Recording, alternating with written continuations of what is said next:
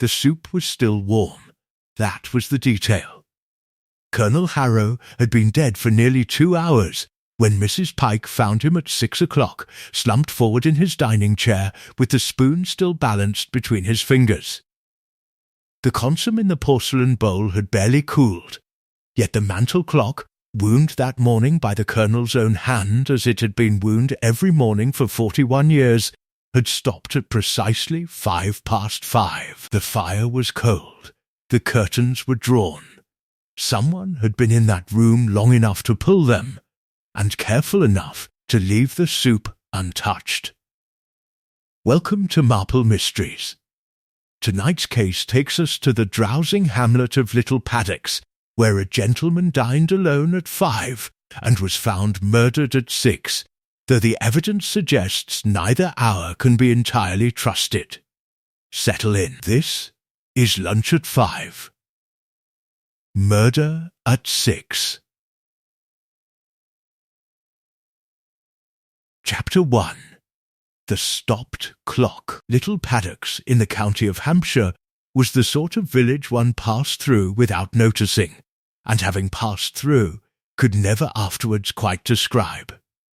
It had a church of grey flint, a post office that doubled as a haberdashery, a duck pond which in summer grew a curious green skin, and 17 houses arranged along a single curving lane, as though they had all been set down in a hurry and nobody had thought to straighten them since. There was no railway station. The bus from Winchester came on Tuesdays and Fridays, and sometimes, if the driver was in spirits, on a Thursday as well. It was on a Thursday in late September that the bus did not come, and Colonel Edgar Harrow was found dead in his dining room. The morning had been ordinary. Mrs. Pike, who had kept house for the Colonel since the year of the coronation, arrived at 8 as she always did, let herself in through the side passage, and set about her duties with the comfortable economy of a woman who had done them 12,000 times before. The Colonel, she later said, was in excellent humour. He had taken his breakfast, 1 boiled egg, 2 slices of toast, a cup of Darjeeling at 8:30 in the small parlour, and had remarked upon the weather, which was fine, and upon a letter which had come by the first post, which was from his solicitor in London, and which he did not read aloud. At 10, he had gone into his study and closed the door. At 11, Mrs. Pike had brought him his coffee, and found him writing. At noon, he had walked in the garden for 20 minutes, returning with a sprig of lavender, which he placed in a small green vase upon the hall table. At 1, he had taken a light luncheon of cold ham and pickle, eaten alone at the dining-room table, and had then retired to the study once more. At 4:30, Mrs. Pike had knocked upon the study door to ask whether he wished his tea in the garden or in the drawing-room, the afternoon being unexpectedly warm. He had answered, his voice quite clear through the panelling, that he would take nothing at 4, as he expected company at 5, and that Mrs. Pike was to lay 2 places for an early supper. 2 places? Mrs. Pike would repeat, later to Sergeant Dobbs, her hands folded in her lap and her eyes fixed upon a spot just above his left ear. He said 2, sir. I'm quite certain. I remember thinking it was peculiar, because the Colonel never had anyone in to dine. Not since Mrs. Harrow passed, and that was before the war. She had laid 2 places. Upon the mahogany table she had set out the old Spode service with the blue borders, the silver cruet with the etched H, 2 crystal glasses, and a decanter of the Colonel's claret, which he kept for occasions of note, and which had not, to her recollection, been opened above 3 times in as many. Years she had cooked a clear consomme, a cold roast partridge with red currant jelly and a trifle of her own making. She had placed the consomme in the tureen at 10 minutes to 5, and had gone home to her cottage at the end of the lane, as was her custom, to return at 6 and clear away. At 6 precisely she had returned. The front door was upon the latch, which was not unusual. The hall was quiet, which was. She had gone through to the dining room, and there she had found him. Colonel Harrow was seated at the head of the table, quite upright, the spoon in his right hand and the bowl before him. His eyes were open. His expression was one of mild surprise, no more, Mrs. Pike said, than if he had been told that the vicar had called and forgotten his hat. The consomme in the bowl had been scarcely tasted. A single spoonful was gone. The second place, at the other end of the table, was untouched, the napkin still folded, the glass unfilled, the chair drawn neatly in, and upon the mantel, the little gilt clock which had marked the hours of that house for 4 decades had stopped at 5 minutes past 5. Dr. Penrose, who came from the neighbouring village of Rexel, and who had known the colonel since boyhood, arrived within the half-hour. He made his examination, and stood a long time in silence. Then he said, without looking at anyone in particular, that the colonel had been dead, in his professional opinion, for not less than an hour and a half, and possibly rather more. Mrs. Pike, who had been standing in the doorway with her apron twisted in her hands, said nothing at all, but from the end of the lane, where a small figure in a grey cardigan had paused upon her evening walk to observe the doctor's motor car drawn up at the gate, there came a single, thoughtful tilt of the head. The soup, after all, was still warm. Miss Jane Marple had not intended to walk so far that evening. She had meant only to take the air as far as the Lich Gate, and to drop in upon Mrs. Pritchett with a jar of quince jelly, which had turned out rather better than expected. But Mrs. Pritchett had been from home. The jelly had been left upon the window-sill with a small pencilled note, and Miss Marple, finding the evening mild and her knees more obliging than she had lately feared, had continued along the lane as far as Colonel Harrow's gate. It was there that she had observed Dr. Penrose's motor car, and a certain stillness about the house which one does not associate with the ordinary business of an evening call.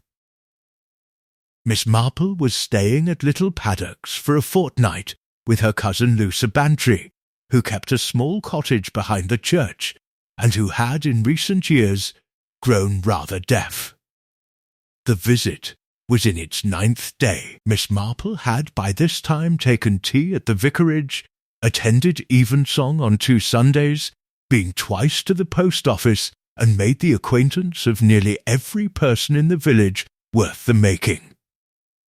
Colonel Harrow she had met only once, at a garden feasty in aid of the Bell Fund, where he had been civil without being warm, and had spoken rather more than was necessary about the difficulty of obtaining decent claret. She had not, she reflected now, quite taken to him.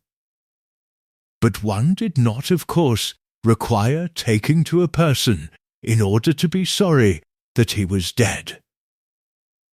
She did not go in.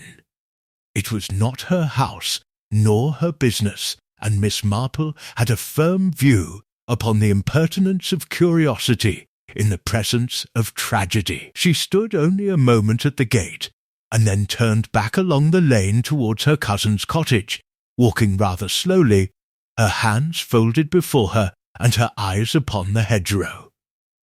She was thinking of the lavender.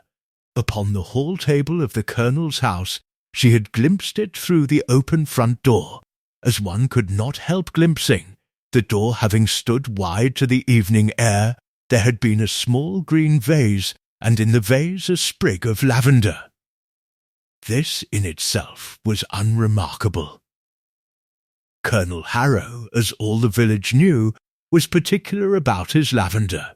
He grew 4 varieties of it along the south wall, and cut a sprig most mornings for the hall. But the lavender in the vase had wilted. It had wilted, Miss Marple thought, rather more than one would expect of a sprig cut at noon and placed in water before one. It had the limpness of something that had stood a full day, or had been placed without water at all, or, and this was the thought that most interested her, had been cut elsewhere and carried some distance before being set down. She turned this over in her mind for the length of the lane, and found that it did not dispose of itself. By the following morning, little Paddocks had, in the quiet way of villages, arrived at its own account of the matter. This account was imparted to Miss Marple by Mrs. Dewsbury, who kept the post office, and who had already been visited by 3 separate callers before 9 o'clock.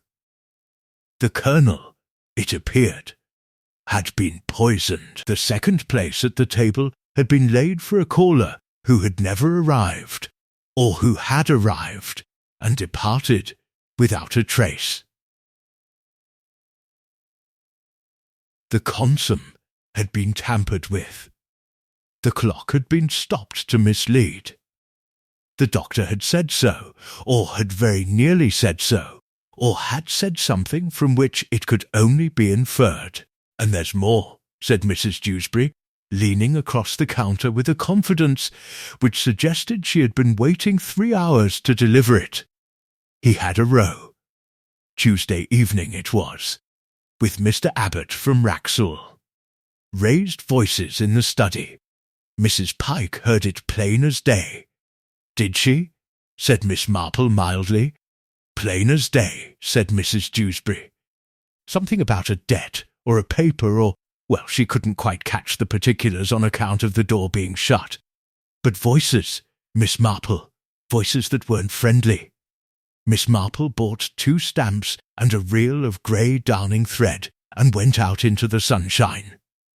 Mr. Abbott of Rexel, she considered, would be the stout gentleman in the pepper and salt suit whom she had seen at the Garden 50, and who had appeared to be upon excellent terms with the Colonel then. He was a solicitor, she believed, though not the Colonel's solicitor being in London, and having posted a letter which had arrived upon the morning of the Colonel's death, and which had not, so far as anyone knew, been read aloud.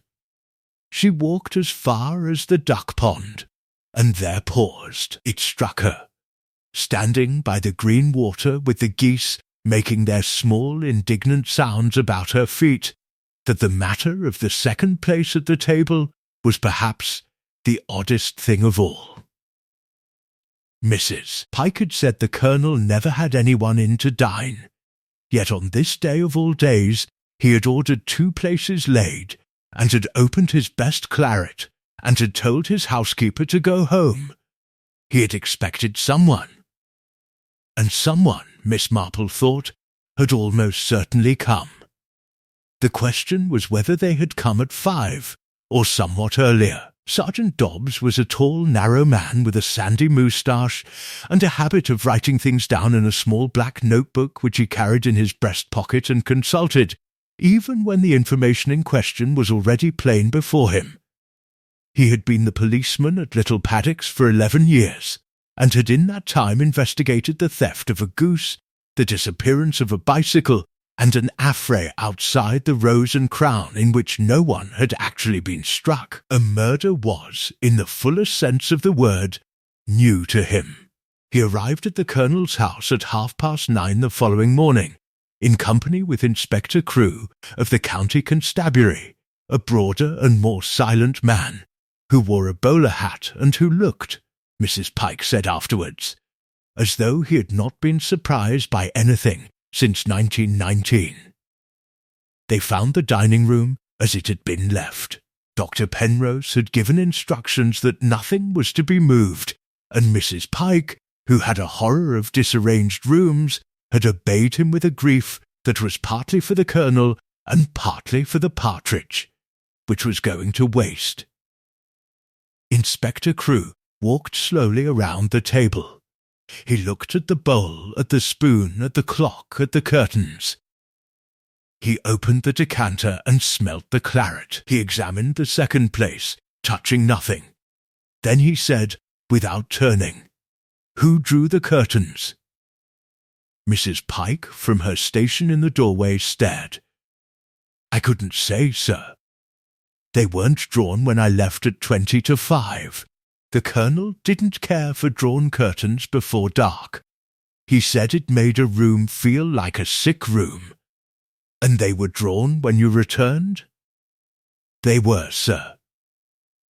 The inspector nodded, as though this had confirmed something he had already supposed, and made no comment. He went next into the study. The study of Colonel Harrow was a square room with 2 windows overlooking the garden, a writing desk of dark oak, a green leather armchair, and 3 walls of books concerning military history, the breeding of roses, and the campaigns of the Duke of Marlborough. Upon the desk lay a sheet of blotting paper, a pen, an inkwell, and an envelope which had been slit open with a paper knife. The envelope was addressed, in a precise clerkly hand, to Colonel E. J. Harrow, Ivy House, Little Paddocks, Hants. The postmark was London, W1. The letter itself was not there. Inspector Crewe looked at the envelope for some time. Then he looked at the blotting paper, and at the waste paper basket, which was empty. Then he looked at the fireplace, which was clean. "Mrs. Pike," he said, "did you empty the grate this morning?" "No, sir. I haven't been in the study at all, sir. I was told to leave everything. And yesterday?" "Yes, sir. I laid the fire fresh yesterday morning, as always. The Colonel liked it laid even in September, though he rarely lit it before October." The inspector knelt by the fireplace. The grate had been swept, not merely unlit, but swept, the bars clean, the hearth clean, the small brass coal scuttle standing empty and bright beside it. He stood up without remark and put his hands in his pockets. News of the letter travelled by luncheon. It travelled, as news in Little Paddocks invariably did, by way of Mrs. Dewsbury at the post office, who had the happy advantage of knowing what post had come in and what had gone out, and who was in consequence consulted upon most questions of fact before anyone thought to consult the parties directly involved. By 2 o'clock she was able to inform Miss Marple, over a second purchase of darning thread, that the letter had been from Messrs. Trelawney and Finch, of Bedford Row, and that it had concerned— here Mrs. Dewsbury lowered her voice, though the shop was empty— the will. "The will?" said Miss Marple. "A change in the will," said Mrs. Dewsbury, with feeling. "Or so they say. Mrs. Pike told Annie Bidwell, and Annie told her mother, and her mother told me. The Colonel had written last week to his solicitor about some alteration. The letter yesterday was the reply. And what was the alteration?" "That, Miss Marple," said Mrs. Dewsbury, with the dignity of a woman who had reached the limit of her information and did not intend to be diminished by it, "is not yet known." Miss Marple thanked her, and went out again into the lane. She walked as far as the lich gate, and sat down upon the low stone wall beside it, and considered. A letter from a solicitor. A letter opened, read, and, almost certainly, burnt. A grate swept clean on a morning when it had not been lit. An expected caller. A second place at the table. A stopped clock, a drawn curtain, a warm bowl of soup. And a sprig of lavender, limp in its vise, as though it had been cut not at noon but the previous evening, and had travelled in a pocket before finding its way to the hall table. It was the lavender, Miss Marple thought, that did not yet fit. For Mrs. Pike had been quite clear. The Colonel had walked in the garden at noon and had brought in a sprig himself. She had seen him place it in the vase. She had seen the vase upon the table, fresh. Then someone at some hour between noon and 6 had taken that sprig out and put another in its place. Miss Marple rose, rather stiffly, and began to walk back along the lane. She did not yet know what the new sprig meant, but she felt, with the quiet certainty she knew better than to mistrust, that when she did know, she would know a great deal else besides. The road from Little Paddocks to Rexel ran for rather more than 2 miles between hedges of blackthorn and hazel, dipping through a shallow ford at the halfway mark, and climbing thereafter to a chalk ridge from which, on a clear afternoon, one might see as far as the spire of Winchester Cathedral. Miss Marple had not walked it before, but she had discovered, upon returning to her cousin's cottage the previous evening, that Louisa Bantry was acquainted with Mr. Abbott's elder sister, a Miss Harriet Abbott who kept bees, and that a call would not be considered extraordinary. "Of course, dear, I have not seen Harriet in 4 years," Louisa had said placidly, pouring the tea with a hand that trembled only very slightly. "But she was always fond of me. Do go, Jane.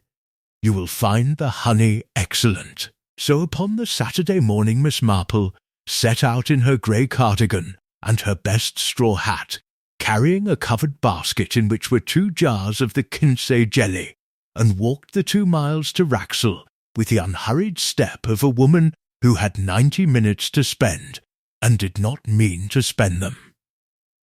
Quickly. Rexel was a larger village than Little Paddocks, and prided itself upon the fact. It possessed a railway halt, a bank which opened on Thursdays, and a bakery whose reputation extended as far as Alton.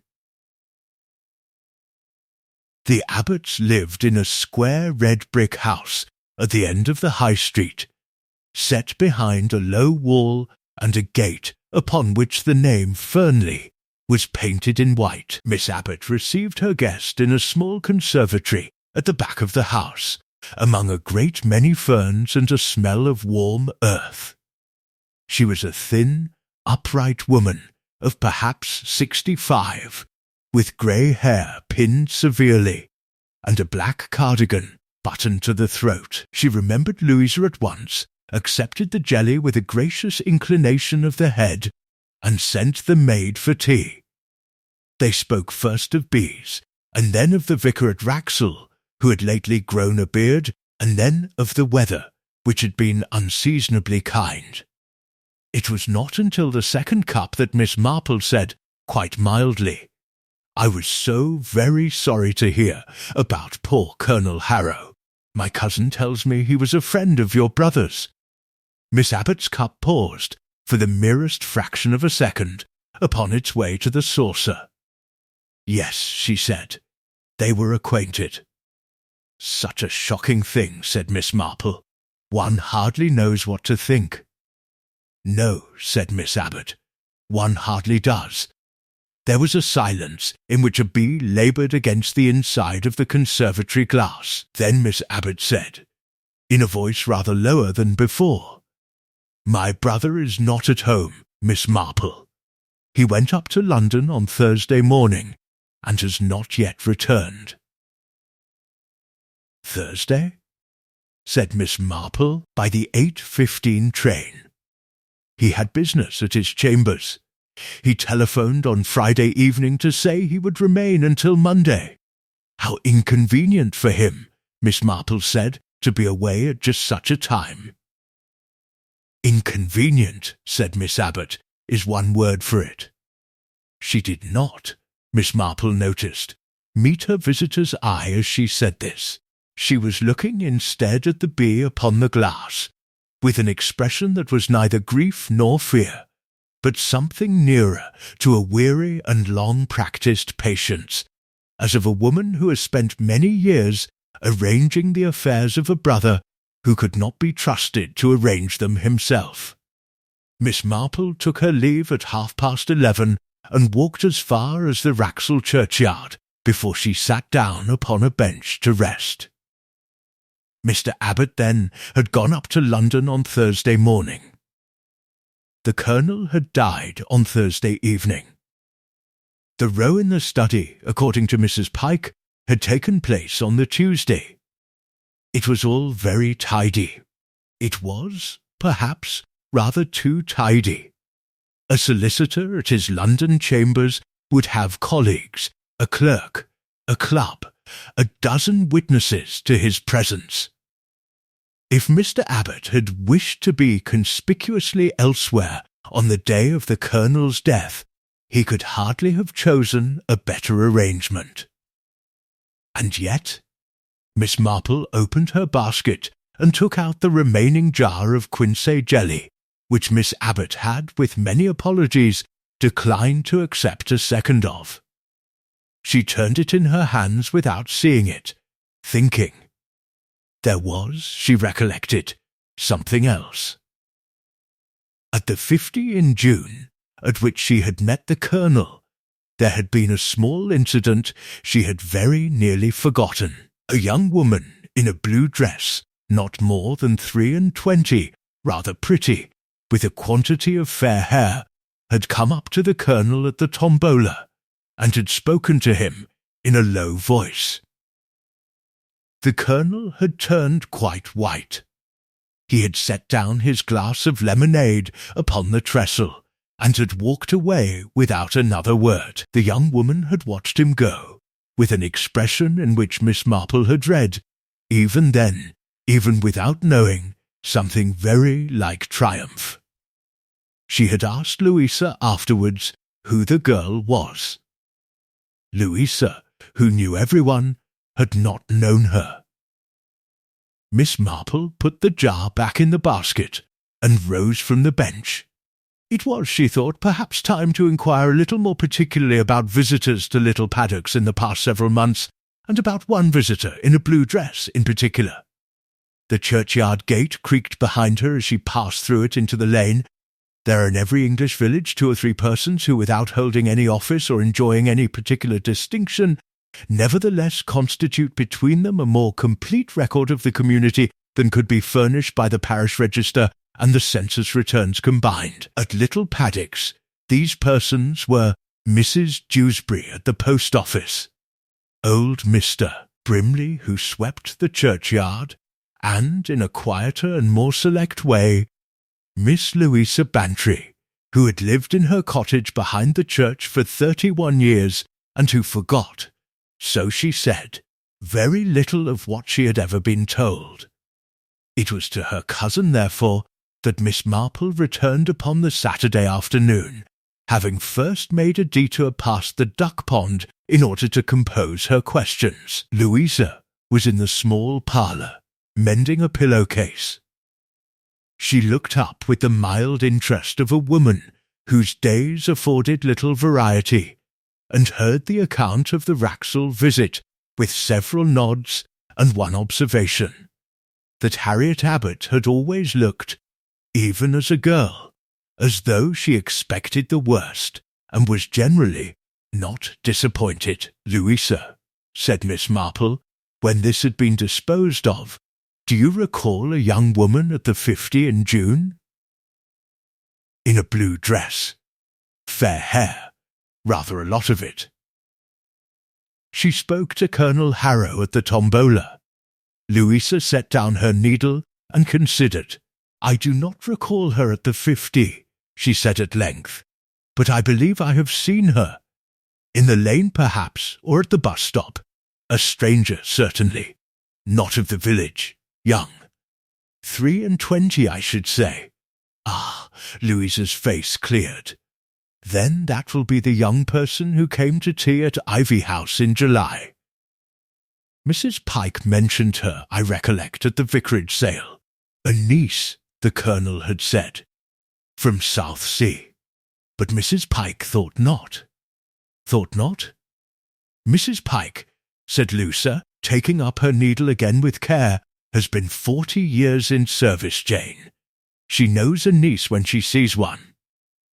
Mrs. Pike lived in a cottage of 2 rooms at the end of Church Lane, with a small garden in which she grew marigolds and a black cat called Samuel. She received Miss Marple without surprise, as though she had been expecting her, and made a pot of tea which was rather stronger than was strictly kind to the china. "It isn't that I mean to speak ill of the dead," said Mrs. Pike, settling herself in the chair opposite with the deliberation of a woman preparing to speak at some length. "The Colonel was always correct with me. Always. In 28 years, not a crossword. But there are things, Miss Marple, that a housekeeper sees and is not required to remark upon, and there are things that a housekeeper sees and is required not to remark upon, and the two, if you follow me, are not always the same." "I follow you," said Miss Marple. "The young person came in July," said Mrs. Pike, "on the 22nd, which was a Wednesday. She arrived by the afternoon bus from Winchester, and the Colonel met her at the stop himself, which he had never done to my knowledge for any visitor before. She stayed 2 nights. She was given the blue bedroom, which had been Mrs. Harrow's. The Colonel introduced her to me as Miss Verity Collis, from Southsea, and said she was the daughter of a cousin. And you did not think so." Mrs. Pike lifted her teacup and set it down again without drinking. "The Colonel had no cousin in Southsea, Miss Marple. He had a cousin in Exeter, who died in 1947, and a cousin in Canada, who has never written. Mrs. Harrow used to say so. And that young woman, I will say this, did not carry herself like a niece visiting an uncle. She carried herself like a person who had come to settle a matter. She was not afraid of him. She looked at him, more than once, as though she were measuring him." "Measuring him," Miss Marple repeated. "It is the only word I can find, ma'am." "And there was one evening, the second evening, when I came in to clear the coffee, and they broke off speaking as I entered. The Colonel had a paper in his hand. He folded it quickly. She was flushed. He was. I can only say, ma'am, he was grey. Grey as ashes." "And afterwards?" "She left the next morning by the first bus. The Colonel did not come down to see her off. He remained in the study all that day, and the next, and did not take his meals. Has she been to the house since?" Mrs. Pike hesitated. "Not to the house, ma'am. But," she paused, and a faint colour came into her cheeks, "on the Monday last, 3 days before he died, I was walking home past the churchyard, and I saw her, standing by the lich gate, not coming into the village, not going out of it, only standing. Did she see you?" "I do not think so, ma'am. It was dusk. She was looking towards Ivy House." Miss Marple walked home by the lich gate deliberately, though it was out of her way. She stood a little while at the spot where the young woman had stood, and looked, as the young woman had looked, towards the Colonel's house. From this position one could see the drawing-room window. One could see, indeed, rather more of it than a casual passer by had any business seeing. Miss Verity Collis of Southsea, Miss Marple reflected, had known the view from this gate rather well. She turned and walked home thoughtfully, and did not speak of the matter at supper. The Sunday in Little Paddocks began as Sundays in Little Paddocks had begun since the reign of Queen Victoria. The church bell rang at 11:15. Mr. Brimley, in his better coat, opened the gates. The vicar's wife arranged lilies upon the altar with the expression of a woman who suspected them of conspiring against her, and the village walked, in ones and twos and small respectable clusters, along the lane to worship. Miss Marple walked with her cousin. She bent her head at the appropriate places, rose at the appropriate places, and sang the hymns in a voice which had never been remarkable and had not improved with the years. But her thoughts, as she would have been the first to admit, were not entirely in the pew. She was thinking of Ivy House, and of a room upstairs with blue curtains, which had been Mrs. Harrow's, and in which a young woman not named Verity Collis had slept for 2 nights in July. After service she lingered in the porch. It was there, as she had expected, that Dr. Penrose found her. Dr. Penrose was a heavy, kindly man of 60, with white hair worn rather long, and a manner of addressing elderly ladies which suggested he considered them, on the whole, the most sensible portion of the human race. He had been Louisa Bantry's physician for a decade, and had, in that capacity, sat through a good many cups of tea in the cottage behind the church. He greeted Miss Marple with pleasure, inquired after her cousin's knees, and fell into step beside her as they walked back along the path. "A sad business, doctor," said Miss Marple. "A very sad business, I suppose," she said, in a tone of the most innocent inquiry. "There can be no doubt at all as to how it was done." Dr. Penrose glanced down at her. He was not, she thought, deceived for a moment, but he was a man who understood that a physician in a village must be prepared to say a little more than strict professional discretion would counsel, if only because the alternative was to have it said, less accurately, by others. "There is no doubt, Miss Marple, it was aconite, in the consom." "Aconite," said Miss Marple thoughtfully, "from Monkshade. Precisely, a garden plant. Common enough in these parts. I have it myself, along the north wall, though I take care to keep it away from the vegetables.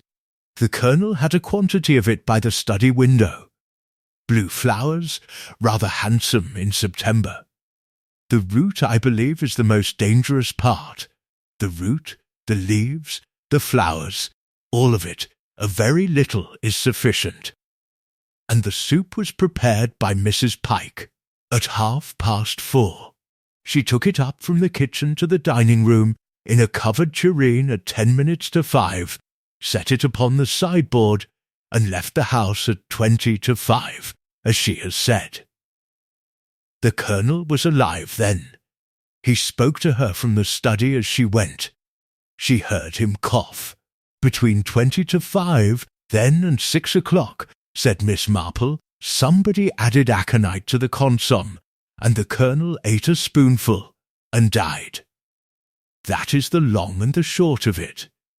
And the clock was stopped, said Miss Marple, at 5 minutes past 5. Dr. Penrose gave her a sideways look. "The clock," he said, "is a nice question." Miss Marple did not go straight home. She made her farewells at the Lyche Gate, and turned instead towards Ivy House. Sergeant Dobbs was upon the steps, consulting his black notebook. He touched his helmet to her without surprise, it being by now generally understood in the village that Miss Bantry's cousin was a lady of known sense, and that her having ideas upon the matter was a thing to be expected rather than prevented. "Good morning, Sergeant. I wonder, would it be a very great impertinence if I asked to see the dining-room?" The inspector said the house was to be kept locked, Miss Marple. "Of course. I would not dream of entering alone. But perhaps, if you were to accompany me," Sergeant Dobbs considered. Then, with the air of a man who had already decided, but wished it to appear otherwise, he unlocked the door. The house was silent, and a little cold. The curtains in the dining-room had been drawn back, the table had been cleared, the soup-bowl and a spoon taken away for examination. Miss Marple stood a moment in the doorway, and then walked quietly round. She looked at the clock upon the mantel. It was a small gilt carriage clock, of the French sort, with a glass case and a pendulum no larger than a sixpence. She did not touch it. She only looked.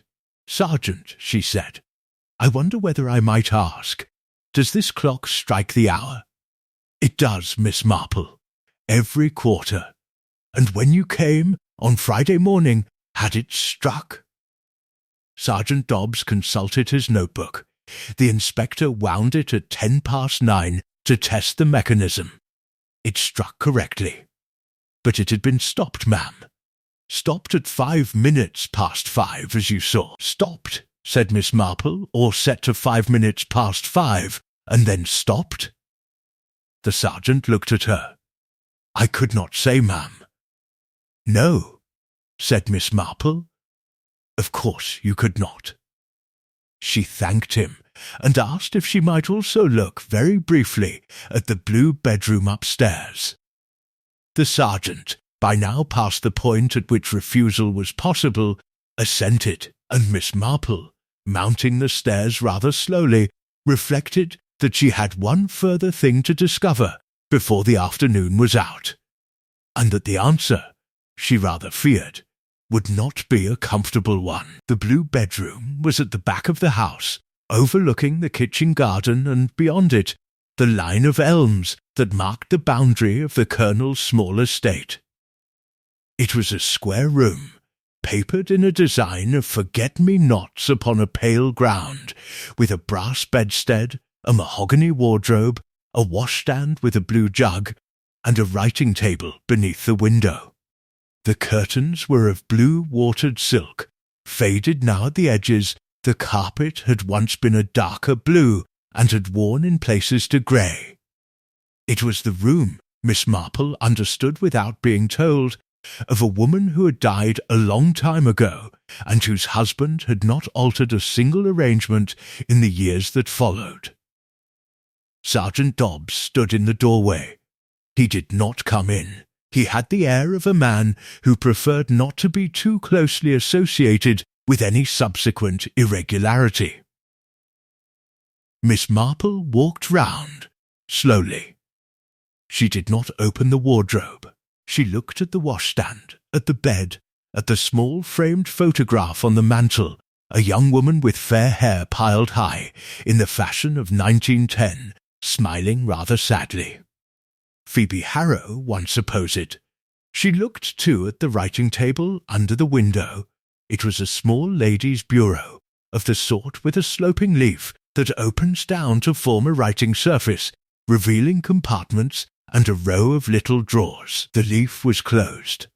A thin film of dust lay along its upper edge, but not, Miss Marple noticed, along the brass handle by which one opened it. The handle was bright. She looked a long moment at the bureau and said nothing. "Sergeant," she said at length, "has anyone been in this room since Thursday?" "Mrs. Pike came up on Friday morning to air it, ma'am, before the inspector arrived. And since, I couldn't say for certain, ma'am." "The house has been locked." "But Mrs. Pike has the key." "Yes," said Miss Marple. "Mrs. Pike has the key." She turned, and they went downstairs again. At the foot of the staircase she paused, and looked back up into the dimness of the landing. "Thank you, Sergeant," she said. Miss Marple did not immediately return to her cousin's cottage. Instead, she walked down the lane as far as Mrs. Pike's marigolds, and there she knocked, and was admitted a second time. Mrs. Pike was at her tea. She rose at once, alarmed, and began to set a second cup. "No, no, my dear," said Miss Marple, "please sit. I have come only to ask you one thing, and I hope you will forgive me for asking it." Mrs. Pike sat. Samuel the cat upon the hearth opened one yellow eye. "The blue bedroom," said Miss Marple. "Did the young lady, Miss Collis, as she called herself, leave anything behind her when she went?" Mrs. Pike looked at her teacup. "She did, ma'am. A paper, perhaps, or a letter." "A letter, ma'am." There was a pause in which the fire crackled, and Samuel, having reached the conclusion that no fish was forthcoming, closed his eye again. "I found it under the blotter on the writing table," Mrs. Pike said, in a voice which had gone quieter than before. "When I went up on the Thursday morning, the morning of the day the Thursday, ma'am, I was tidying, and I lifted the blotter to straighten it, and the letter was beneath. It was in her hand. I knew her hand because she had written once to the Colonel in the autumn, and I had taken the envelope in from the post. And the letter was addressed to the Colonel, ma'am. It had been opened. And, I am ashamed to say it, Miss Marple, I read it." "I should have read it too," said Miss Marple gently. "Will you tell me what it said?" Mrs. Pike looked up. Her face, in the afternoon light from the window, was composed, but very tired. It said that she was his daughter, ma'am.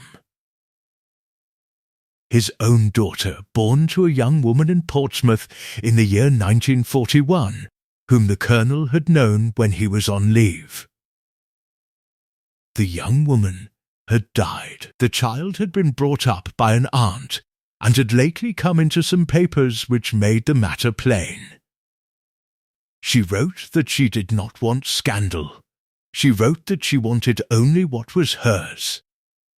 She wrote that if the Colonel would not acknowledge her in his will, she would have no choice but to make the matter public. "I see," said Miss Marple. "She wrote, ma'am, that she would come on Thursday, the 25th of September, at 5 o'clock, to have his answer. She wrote that there would be no further letters and no further discussions. She wrote that she had waited long enough. And when you saw this letter, Mrs. Pike, on the morning of the 25th, I put it back, ma'am, under the blotter, where it had been. I have a hand that shakes, and I did not trust myself to carry it down. I meant to speak to the Colonel at luncheon. But the Colonel, ma'am, did not take luncheon with me in the room. He never did." "And now," said Miss Marple, "the letter is no longer there." Mrs. Pike stared. You looked, ma'am?" "I did not open the bureau, but I saw that someone had." The two women sat in silence. Samuel, upon the hearth, began with great deliberation to wash his left ear. It was upon the following Monday morning that Inspector Crewe, having completed his second walk about the garden of Ivy House, sent word by Sergeant Dobbs that he should like a few minutes of Miss Marple's time. The request was not framed as a request, precisely. Inspector Crewe, in his broader and more silent way, had formed by this date a certain opinion concerning the elderly lady from St. Mary Mead, who was staying with Mrs. Bantry, and the opinion was that she was in possession of rather more information than she had communicated, and that she would communicate it in her own time, if properly approached. He proposed to approach her. Miss Marple received him in Louisa's parlour. Louisa, with the tact of 30 years in the village, had discovered an urgent errand at the post office. The inspector removed his bowler and sat. He accepted a cup of tea, declined a biscuit, and came very quickly to the point.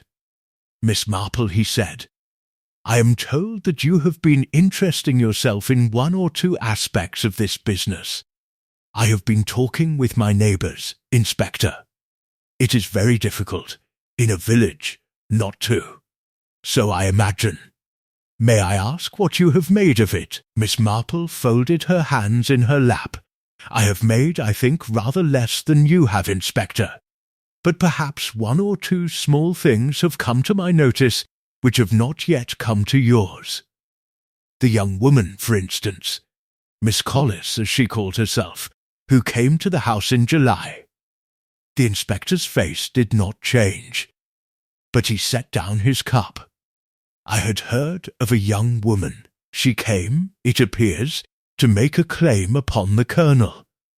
A claim of a painful nature.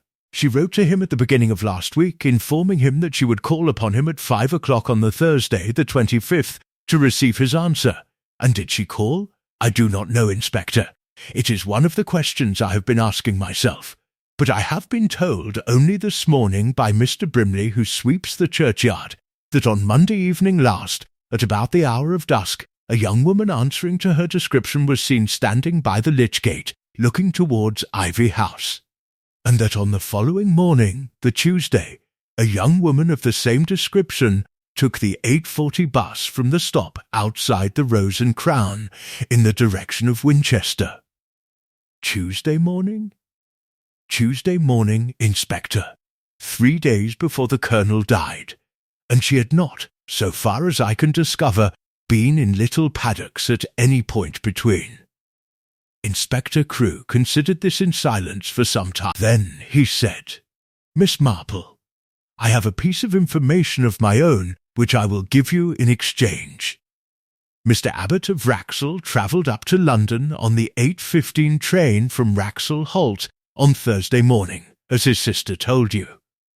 He was seen by the booking clerk. He was seen by the guard. He arrived at Waterloo shortly after 10 and was at his chambers in Bedford Row by 11. He lunched with a client at 12, and at 5 o'clock that afternoon, at the hour, in short, at which Colonel Harrow was swallowing his soup, Mr. Abbott was addressing the Committee of the Law Society upon a question of probate, before 17 witnesses." "How very thorough of him," said Miss Marple. "Very thorough. The Tuesday row, then, is accounted for. Mr. Abbott has written to me this morning from London. The row concerned alone. Mr. Abbott had advanced the Colonel £400 in the spring, against a promise of repayment in September. The Colonel, on the Tuesday, had told him that the money was not for the moment available. There was an exchange of views. Mr. Abbott left the house at 9:30 in the evening, and was driven home by a neighbour who deposed to his manner, which was cross but not homicidal. The matter, Miss Marple, is not in doubt." "No," said Miss Marple, "I see that it is not." She sat a moment, turning her teaspoon in the cup. "Inspector," she said, "when I looked at the blue bedroom yesterday, I observed that the writing bureau had been opened. Mrs. Pike had placed a letter beneath the blotter on the Thursday morning, a letter from the young woman setting out her claim. On Sunday afternoon the letter was gone. The dust upon the bureau leaf had been disturbed. The handle was bright. The inspector's eyes rested upon her. You are suggesting, Miss Marple. I am suggesting that somebody entered the house between the Thursday evening and the Sunday afternoon and removed that letter. Mrs. Pike, who has the key, did not remove it. Of that I am reasonably sure. The Colonel, of course, could not. The police were in the house on Friday morning, but they did not, I think, have occasion to go into the bureau. We did not. Then somebody else was in the house. Somebody with a key. Or somebody, said Miss Marple, who knew where a key was kept. When the inspector had gone, Miss Marple stood a long time at the parlour window. A spare key, she thought. A key kept in an obvious place, beneath a stone perhaps, or upon a hook in the woodshed. The sort of arrangement a country gentleman makes for his housekeeper's convenience, and forgets, as the years go by, that any number of other people may have come to know about. She thought of Mrs. Pike, standing 40 years in the kitchen. She thought of a young woman standing by the lich gate at dusk. And she thought, though with rather less certainty, of a person she had not yet accounted for at all. The garden at Ivy House was, in its modest way, a matter of some local pride. Colonel Harrow had been a methodical if not an imaginative gardener, and had kept his beds trim, his paths raked, and his south wall clothed in 4 varieties of lavender, one of which, a deep purple French strain, was reckoned the finest in the county. He had not, however, done the work himself. For 11 years the work had been done, 3 mornings a week, by a man named Gibbs, who came in from Rexel on a bicycle, and for the past 20 months Gibbs had been assisted by a lad of 17, who was his wife's nephew, and whose name was Tom. Miss Marple had observed Tom at the Lich Gate on the Sunday evening, leaning upon a bicycle, and engaged in conversation with the daughter of the postmistress. She had formed, at that time, no particular impression of him, but upon the Monday afternoon, having parted from the inspector and taken her luncheon, she walked down to the cottage on the Rexel road which Gibbs rented from the farm. And there she found Tom alone, mending a basket in the yard. He was a thin, tow-haired boy with the awkward grace of a colt, not yet grown into his legs. He stood up when she approached and touched his cap with the careful civility which his aunt had evidently drilled into him since childhood. "Good afternoon, Tom," said Miss Marple. "I am Miss Bantry's cousin. I wonder whether I might ask you a question or two about the garden at Ivy House." "Yes'm." "You were there, I suppose, on the Thursday?" "I was, ma'am. In the morning, Mr. Gibbs and me come over at 7, and we was there till 12. And in the afternoon? No, ma'am. Thursday afternoons I do, for Dr. Penrose. His beans was wanting staking." "Ah." Miss Marple nodded, as though this was precisely what she had supposed. "Now, Tom, when you were in the garden at Ivy House that morning, did you cut any lavender?" The boy looked at her, and his face took on the wary look of a boy who is not sure whether a question is a trap. I might have done, ma'am. Please do not be uneasy. I am not reproaching you in the least. The Colonel cut a sprig himself at noon, but it struck me that the sprig in the vase by the evening was not the same sprig. It had been out of water longer. I wondered whether you might have cut a second one, later in the day at Dr. Penrose's perhaps, where he has lavender also." "No, ma'am," said Tom quickly. "Doctor don't have lavender. He has rosemary along the wall. Not lavender. I see. Then the sprig, you think, came from Ivy House itself? Must have, ma'am. And did you cut any in the morning?" The boy hesitated. He looked down at his basket, and then at his boots, and then, as boys will, at the sky. At length he said, in a low voice, "I cut 3, ma'am. 1 for Mr. Gibbs to take home to his missus. 1 for the tea caddy in the kitchen at Ivy House. Mrs. Pike likes a bit in the caddy. She says it sweetens the tea. And 1 I cut for Daisy." "Daisy? Mrs. Dewsbury's girl, ma'am, at the post office." "I see," said Miss Marple. "And the sprigs were all cut from the same bush?" "From the French one, ma'am. The purple.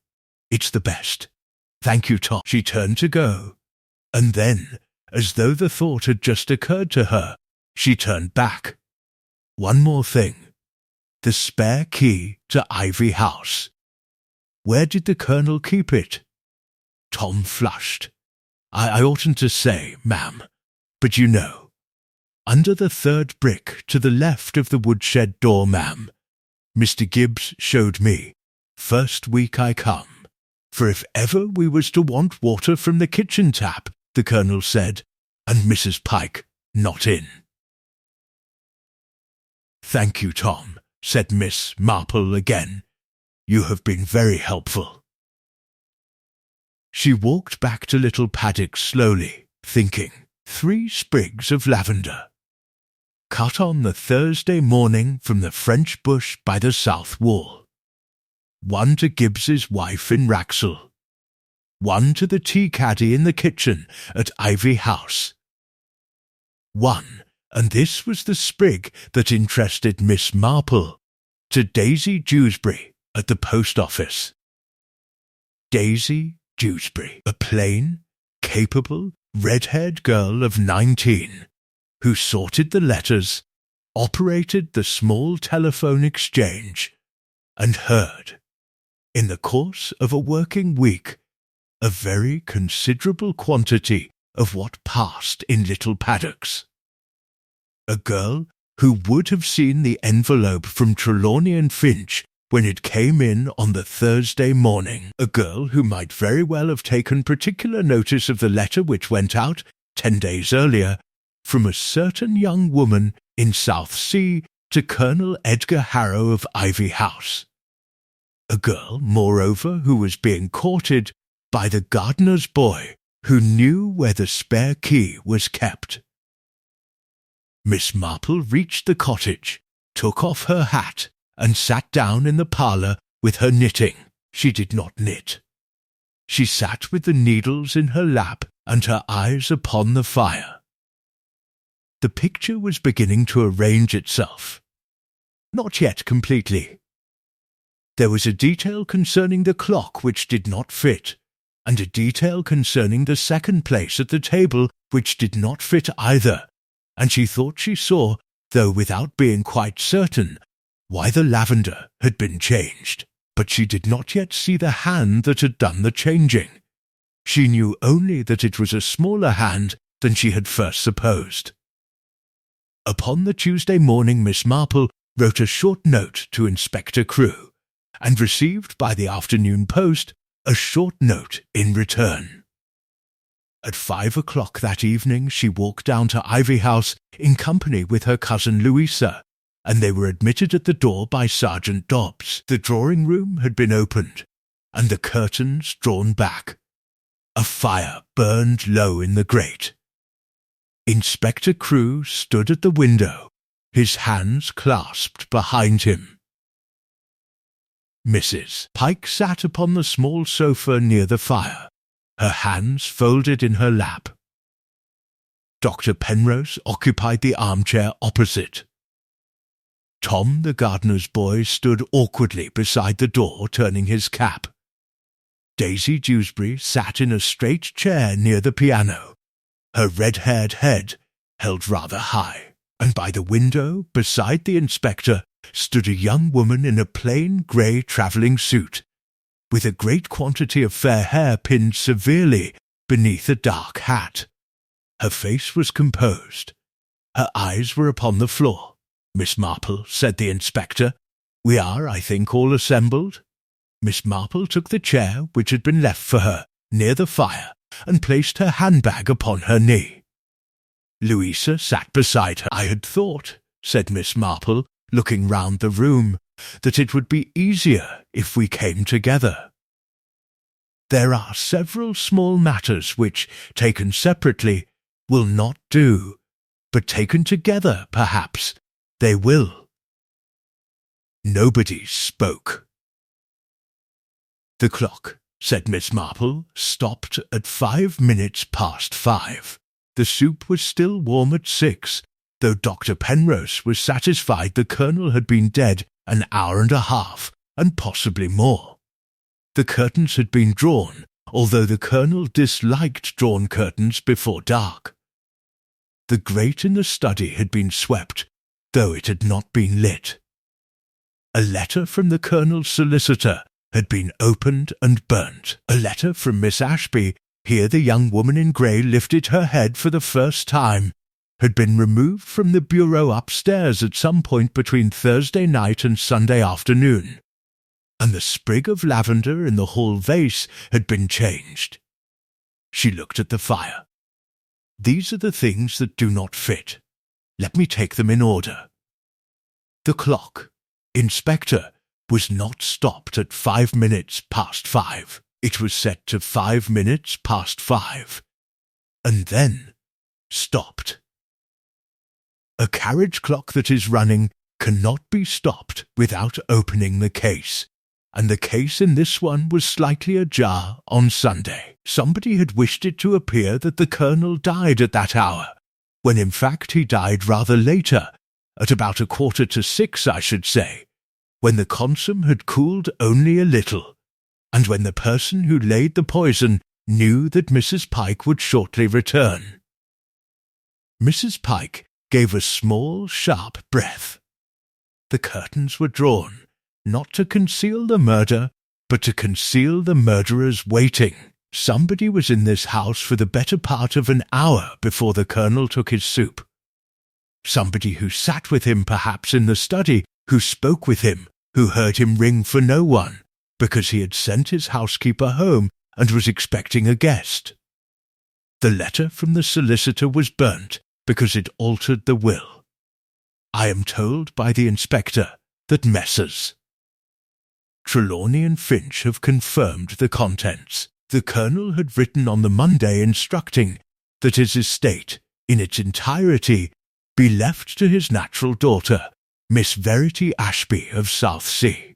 The reply, received upon the Thursday morning, contained the drafted codicil for his signature. He had not yet signed it. He would have signed it, I believe, after supper on the Thursday evening, in the presence of the person who sat opposite him at the table. That person was Miss Ashby. She had come at 5, as arranged. The second place was laid for her. She dined with him. She did not, however, poison his soup. The inspector did not move. The young woman by the window closed her eyes. She did not poison his soup, said Miss Marple, because the poison was not in the soup when it left the kitchen, and it was not in the soup at 5 o'clock. It was added between 5:45 and 10 minutes to 6 by somebody who entered the house through the side passage, who knew the spare key was kept beneath the third brick by the woodshed, who had been in the kitchen many times, and who carried, concealed upon her person, a piece of monkshood root from the Colonel's own border.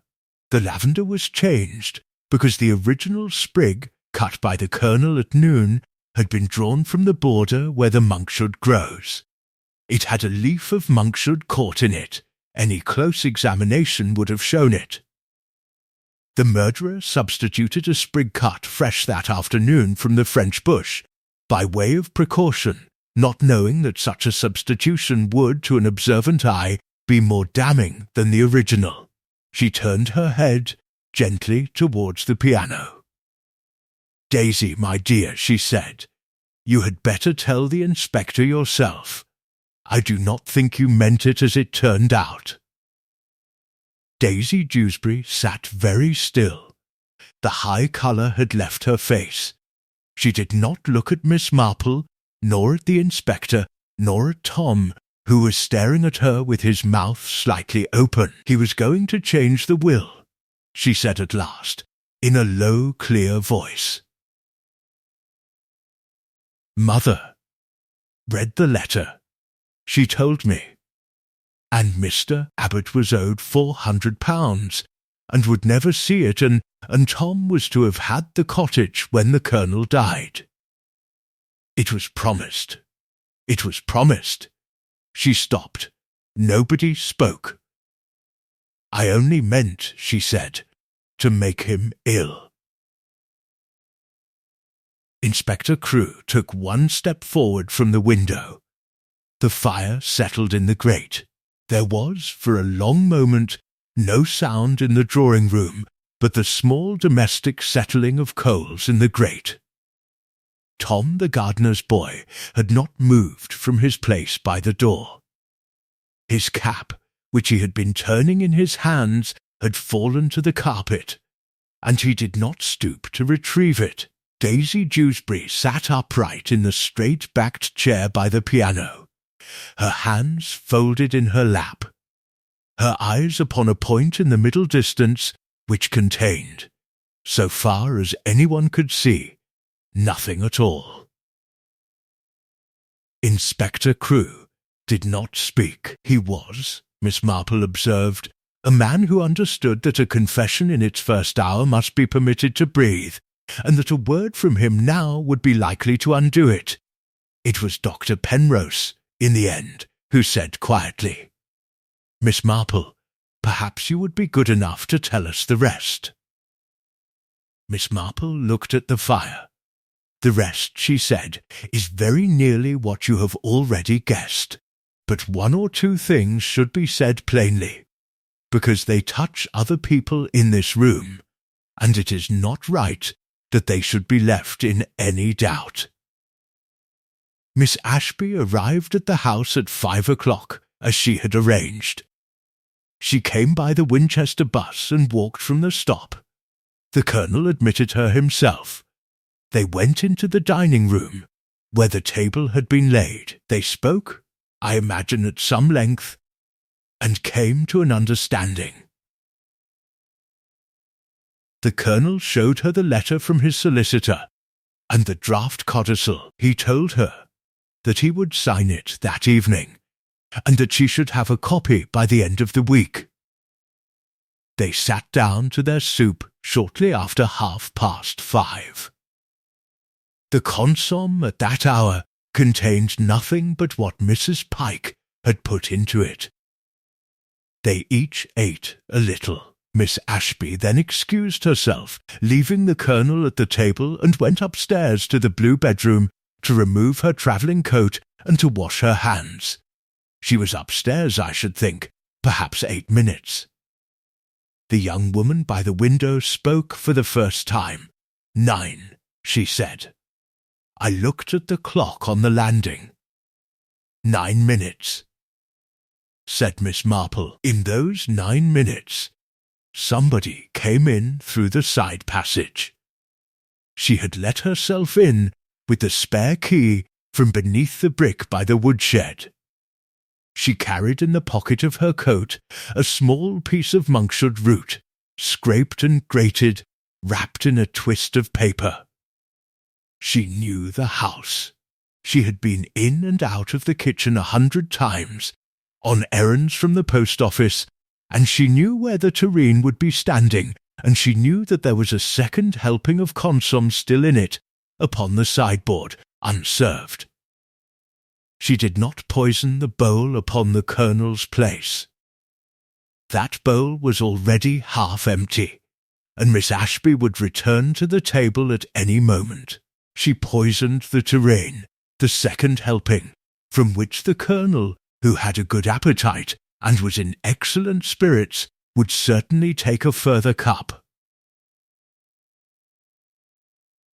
She then stepped into the dining room, crossed to the mantel, and set the clock forward to 5 minutes past 5, and stopped it.